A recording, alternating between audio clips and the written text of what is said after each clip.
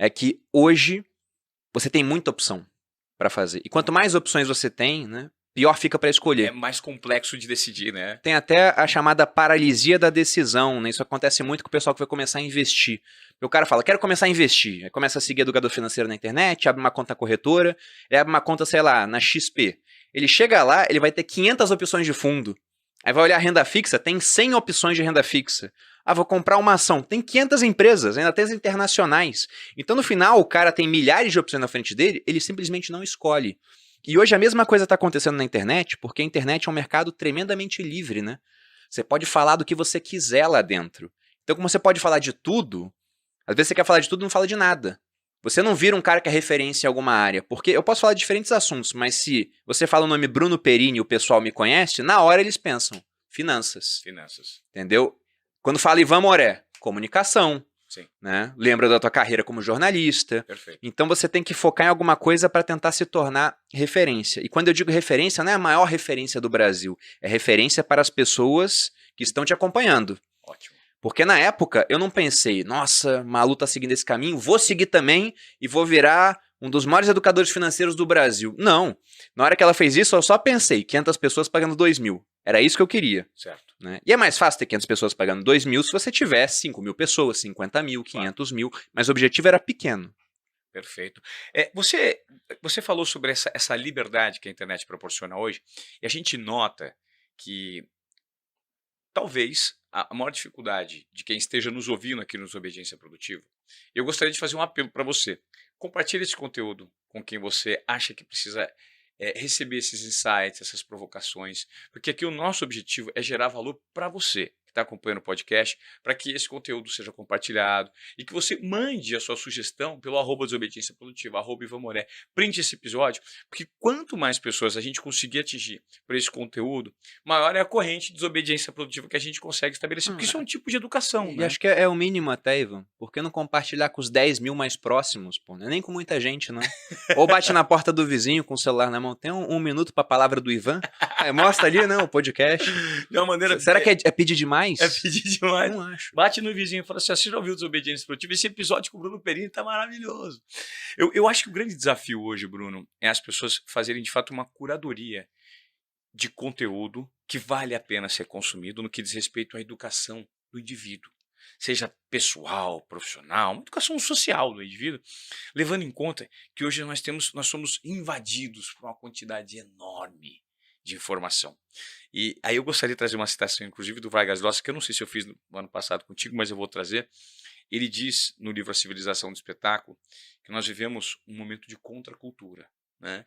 Que hoje todo o que ele chama de esse lixo promovido pela cultura da bisbilhotice, da superficialidade, o que ele também chama de frivolidade, que é a cultura do digital, das redes sociais.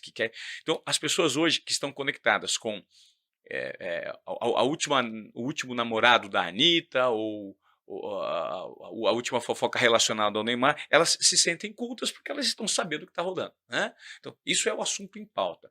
E hoje, os produtores de conteúdo foram substituídos pelos verdadeiros produtores de conteúdo que transformavam a sociedade.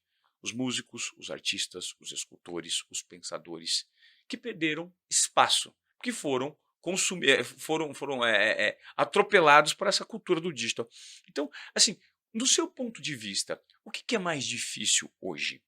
Fazer curadoria de conteúdo ou ter uma mentalidade que fala assim, eu preciso me educar e não ser consumido por esse lixo, essa infoxicação em excesso?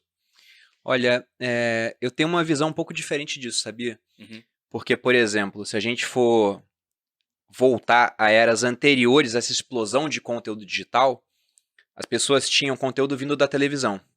Você trabalhou em televisão. E na televisão você faz o conteúdo pensando sempre na média das pessoas, certo? Perfeito. Então você não faz um conteúdo assim, vou fazer um conteúdo de um programa sobre filosofia e botar no horário nobre. Você vai perder, cara. Claro. A média das pessoas quer ver novela. Popular. Então, exatamente. Então esse programa nunca poderia existir. Nunca poderia. Agora que o digital ele consegue existir na hora que ele quiser. Então, tem até um título de um livro do Walter Longo, né? Que ele fala que nós vivemos agora o fim da Idade Média, porque tudo era baseado nas médias. Isso aqui é para a média das pessoas, né? Essa grade de programação.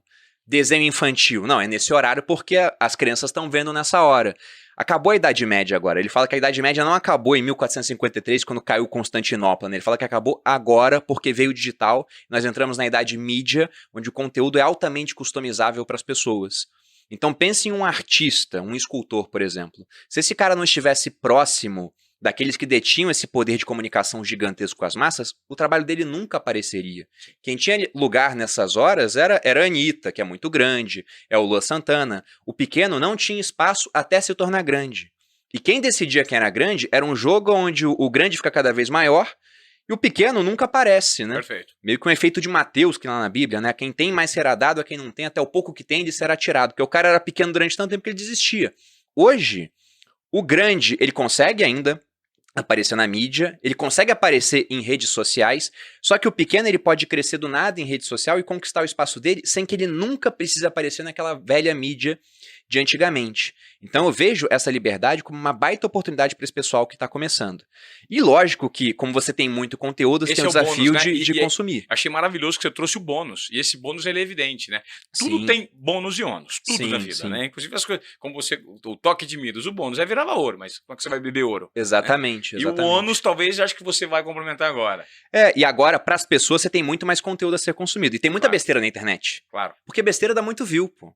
De vez em quando eu faço uns comentários mais sarcásticos no meu Instagram, é quando explode, né? Entendi. Quando eu falo de, sei lá, investir em CDB, né? Tem 3 compartilhamentos. Quando eu faço uma piada, né, falando da minha vida com a minha esposa, tem 300. Perfeito.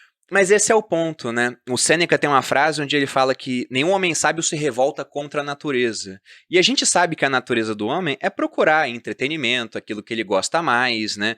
Nem todo mundo gosta de estudar. Ir em direção do prazer, né? Exatamente, a gente gosta dessa parte. Então, quem faz conteúdo relacionado a entretenimento sempre será maior do que quem faz conteúdo relacionado à educação, por exemplo. Só que o ponto é que, como agora esse cara que faz conteúdo de educação, ele consegue iniciar o negócio dele com um investimento praticamente zero, ele tem muito mais chance de permanecer no negócio de educação. Porque antigamente ele começava, não ganhava dinheiro e ele desistia. Então hoje está muito mais fácil as pessoas buscarem educação na ponta, com quem elas querem aprender. Porque antes elas entravam numa faculdade para ter um professor que nem conheciam. Hoje elas sabem, não, eu quero aquele professor ali, e vão atrás do cara, conseguem achar. Quem quer aprender comunicação hoje, pode aprender diretamente contigo. Perfeito. E há um tempo atrás não tinha.